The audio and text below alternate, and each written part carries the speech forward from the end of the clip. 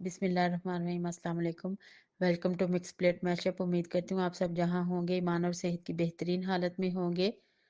आज की वीडियो में सेकंड चैप्टर जो हमने स्टार्ट किया हुआ है सेफ्टी एंड सिक्योरिटी, अब वो कंप्लीट हो जाएगा। और आज जो हम टॉपिक डिस्कस करेंगे वो है क्लिनिक एजेंट्स की सफाई की अशिया और केमिकल्स के इस्तेमाल के असूल।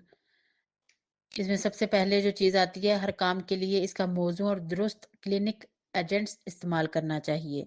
नंबर 2, इसे सही मिकदार और पतली स्याल हालत में इस्तेमाल कीजिए। नंबर 3, सफाई के मुख्तलिफ कामों के लिए अलग कपड़ा इस्तेमाल कीजिए।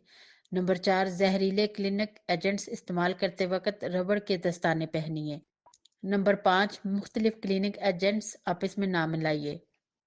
नंबर 6, इन्हें महफूज मकाम पर। नंबर 7, ये तमाम चीज़ें अपनी ग़िज़ा से दूर रखिए। नंबर 8, केमिकल्स उछल जाएं और आपकी जिल्द को मुतासर कर दें तो मुतासरा जगह ठंडे पानी से धोकर तिब्बी इमदाद फौरन करेंगे। वो ये है कि आम खतरात के अलावा भी बहुत से ऐसे वाक़यात और हादसात हो जाते हैं जो कि बहुत संगीन होते हैं, बहुत क्रिटिकल हो जाते हैं।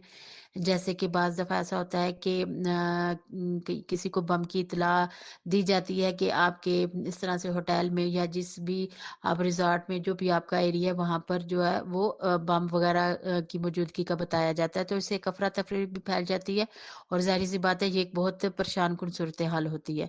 तो इसमें हम जो समझेंगे वो है बम और हमले के खतरे के मुकाबला करने के असूल। इसमें सबसे पहले जो चीज़ आती है वो ये है कि फ़ोन करने वाले को जिस कदर मुमकिन हो देर तक बातों में मसरूफ़ रखें, ताकि आप उसको अल्फाज जो है ना वो ठीक-ठीक रिकॉर्ड करने की कोशिश कर सकें और आप समझ सकें, आपको टाइम मिल जाए। उसके बाद है उसको उसकी बातें दोहराने का कहिए कि जैसे आपको समझ नहीं आ रही और जब वो उस चीज़ को दोहराए तो तब आपने एक-एक लफ्ज़ को गौर से सुनना है और समझना है।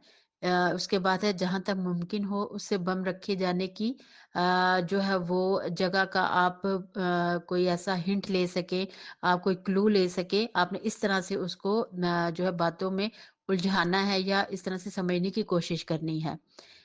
इसके बाद इत्तला देने वाले को खबरदार कीजिए कि बिल्डिंग के अंदर जो है लोग मौजूद हैं और बम के फटने से कई अमवात हो सकती हैं।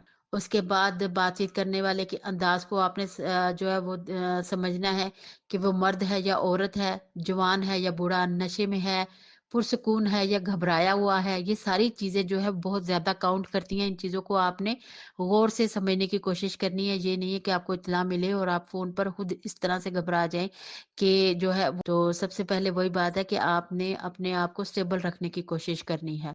इसके बाद ये है कि आप चौकस रहें, मशकूक और बाहर वाली साइड पर कोई अनजानी खड़ी गाड़ियाँ या कोई भी ऐसी मशकूक चीज़ आपको नज़र आए, कोई पैकेट वगैरह, कोई सामान, तो उस पर आपने ख़ास नज़र रखनी है।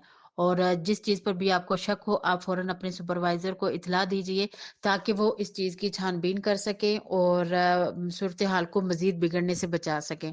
तो ये थी आज की वीडियो में कुछ ज़रूरी पॉइंट और जिसको हमने डिस्कस किया और हमने अपने जो सेकंड चैप्टर है सेफ्टी एंड सिक्योरिटी को इन टॉपिक्स हमने अपने इस second chapter safety and security को अच्छे से समझने की कोशिश की और उम्मीद करती हूँ ये आपको अच्छा लगा होगा और आपको इसके बारे में समझने में आसानी हुई होगी।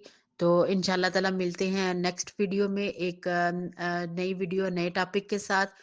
तब तक अपना ख्याल रखिए, मुझे दुआओं में याद रखिएगा और वीडियो को ज़्यादा से ज़्यादा शेयर कीजिए, सब्सक्राइब कीजिए और मिलते हैं अगली वीडियो में। तब तक के लिए अल्लाह हाफ़िज़।